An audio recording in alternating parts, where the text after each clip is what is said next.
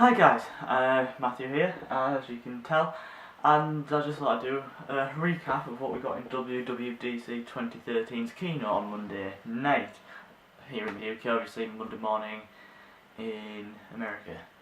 I've got my notes here on my iPad. This is for stuff like this is how I'll do it. I'll be talking to my Nikon D5100 and reading off of this, just notes, and I'll obviously expand on them. So one of the main things, obviously, OS 10 Mavericks, the new version of Mac OS 10, called Mavericks, which some of you might think, whoa, that's not a big cat. Well, they ran out of cat names. There's a lack of cats in the world for them to carry on the cat names. So they've for the next 10 years, we're going to be naming OS 10 releases out of from things in the California area, because that's where Apple's based. It's called Mavericks. And in Mavericks, we've got iBooks. iBooks is coming to the Mac, which will be great because I read quite a lot on my iPhone and my iPad, so that'll be great. Yeah, it fully supports the iPad textbook things that they released last year in March, the education thing. We're getting maps on the Mac, and it's just the same as the Apple Maps on your iOS device, just on your Mac. And you can select a destination, select a route to that destination from your current location or from wherever. You can select a navigational thing, and then you can send it to your iPhone, so you can give you directions without having to touch maps on your iPhone to find the destination first. Next, calendars finally got rid of the silly leather thing on the pages. It's just a simple grey and white, just like it used to be before they tried to make it look like iOS in Lion. Not a lot really other than that different in calendar. In Safari, some tweaks and changes. Bookmarks look different. You got your top sites with the bar at the side. It's all moved into one rather than having like bookmarks, reading list, and all of this separate. Also has iCloud keychain, so you can select your password and everything within, like putting your password and everything onto Amazon, and all of your devices that connect to Amazon, like your iPad, iPhone, etc. and Mac, will remember that. And it's locked into a 256-bit encryption code thing, so not easily accessible by others. Also, iCloud keychain, which is also featured in iOS 7, which I'll come on to in a minute, can generate a random password for you and remember it across all your devices, so you don't even need to remember the password. You don't even know it yourself, which might come in handy. But next, better multiple display support. You can drag the dock between displays. The Apple TV will be able to become a third display, which is good. What else? Notifications are getting changed. Notification center. Now when you get a notification, you can quickly reply to an email or reply to a iMessage, for example, which weirdly isn't a feature that's coming in iOS 7, but that's after this. In Finder, there's now tabs, just like in the web browser you've got tabs. You can now tab in that rather than having to have multiple windows open. It's just much easier. There's now tags within Finder, and that it's across iCloud. So say, similar like you create a hashtag on Twitter or on Google+, you can create a little tag note thing when you're saving the document, and then in Finder you can just search for that tag, and all the files that you've tagged with this specific tag that you searched will show up, and you can access them, edit them, etc. A couple of power features. One called AppNap, where say if I was in Safari and there was a really graphically intense 3D animation going on within Safari, then I clicked iTunes, and the iTunes window came up above it. The animation in Safari will stop taking up CPU and allow iTunes to take up all. It'll just clear that out. It'll not stop running it as such, but it'll stop using up your computer, like your CPU. Safari power saver, just basic things to help Safari run smoother and take up less power on computer, like processing power and on battery power if you've got a MacBook. iTunes HD playback efficiency's got better, so HD content that you download off iTunes, when you're playing it back, it won't be as laggy and stuff. And then also compressed memory, where like when things run in the background, like your RAM, you can compress apps into a much smaller state so it take up less, which will be handy for me, especially because I've got Lightroom, iMovie, Minecraft, and all this other stuff going on. So yeah, that's Mac OS X Mavericks. Next we've got iOS 7, which is, actually no, wait a minute, Mac OS X Mavericks will be released in this autumn or fall for anybody who in America. Next on to iOS 7, an all new flat design. I will put a link to the iOS 7 page in the description for this video, which will be down there somewhere. But yeah, all new flat design looks different, looks a lot better in my opinion. Some people say they don't like it, some people liking it. That's good. That's obviously going to happen. Feature wise, we've got Control Center, which is a nice simple. I'll just grab my phone here.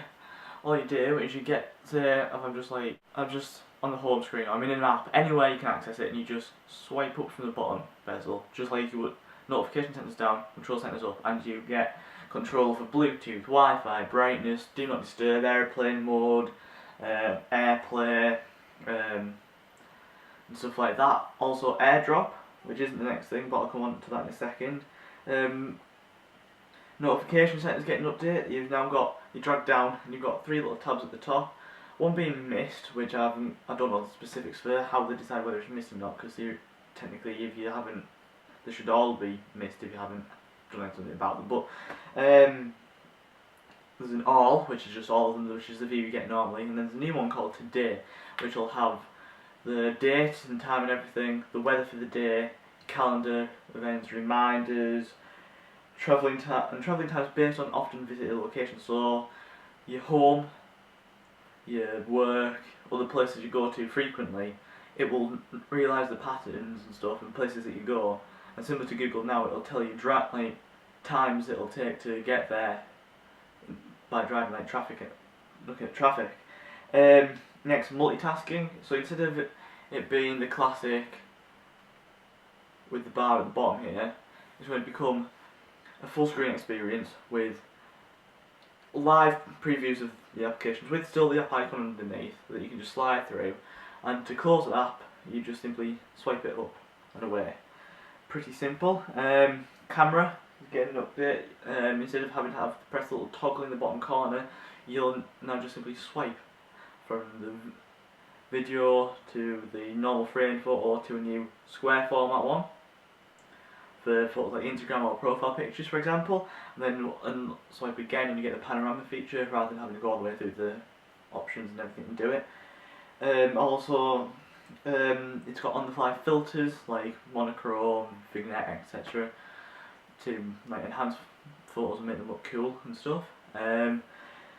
Next, the Photos app has changed, looks different. It now organises, your photos for you based on location and time and date. So your moments will be specific, much smaller, and then it's collections, and then it'll show you your view.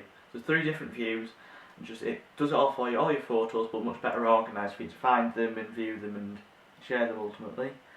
AirDrop, which I mentioned before, exactly like the Mac, you just, anything with a share sheet, so that could be a photo, a video, a web page in Safari, anything that can use a share sheet, you tap on the share sheet and you'll tap the AirDrop bit, and a couple of people's faces will pop up there within like your contacts or their contact profile, if they're not your contacts, that are within a certain range. I want to say 10 metres, but don't like hold me to that.